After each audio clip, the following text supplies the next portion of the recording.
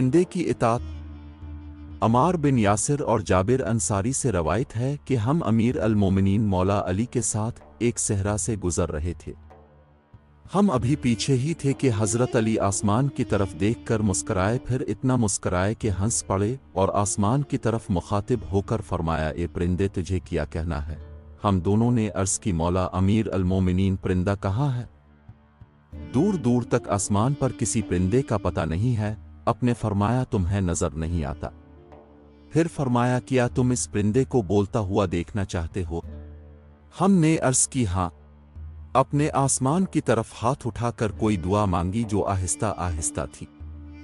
پرندہ فور زمین پر آ گیا اور آ کر آپ کے ہاتھ پر بیٹھ گیا، آہستہ آہستہ اپنی پشت سے آپ کے ہاتھ کو مس کرنے لگا۔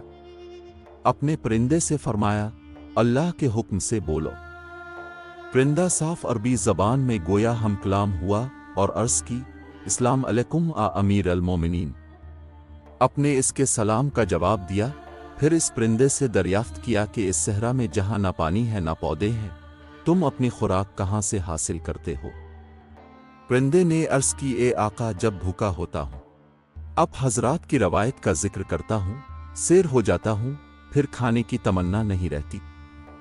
جب پیاسا ہوتا ہوں، اب حضرات کے دشمنوں سے بیزاری کرتا ہوں، پیاس بجھ جاتی ہے۔ یہ کلام سن کر اپنے فرمایا، اللہ تجھے برکت دے، اللہ تجھے برکت دے۔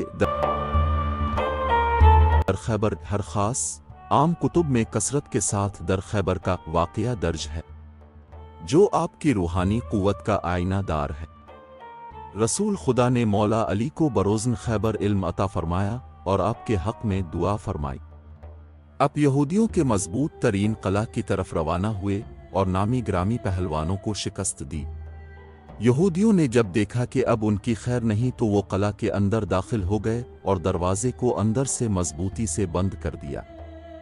یہ لوگ اندر سے تیروں سے حملہ آور ہوئے۔ حضرت علی نے قلعہ کے مضبوط ترین دروازے کو ایک جھٹکے کے ساتھ اس طرح اکھاڑا جیسے تیز ہوا روئی کو ادھر ادھر لے جاتی۔ اپنے اس دروازے کو 40 ہاتھ دور پھینک دیا۔ صفیہ کا بیان ہے کہ میں ایک طاق میں بیٹھی تھی کہ اچانک دروازہ اکھڑنے کی وجہ سے منہ کے بل گر پڑی کہ شاید زلزلہ آ گیا۔ کسی نے مجھے بتایا کہ حضرت علی نے قلعے کو جھٹکا دیا ہے، آپ کا ارادہ بس اتنا تھا کہ دروازے کو اکھاڑ دیں۔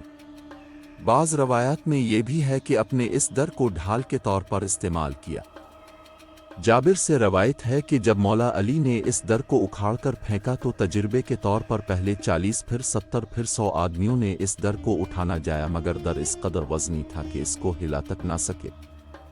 اس در کے لیے مشہور تھا کہ 40 نامور پہلوان اسے کھولا اور بند کیا کرتے تھے۔ اب سے جب کسی نے اس بارے میں دریافت کیا تو مولا علی نے فرمایا کہ اس در کو اکھاڑنا جسمانی طاقت کا نتیجہ نہیں تھا، سب روحانی قوت اور آغوش رسالت کی وجہ سے ہے۔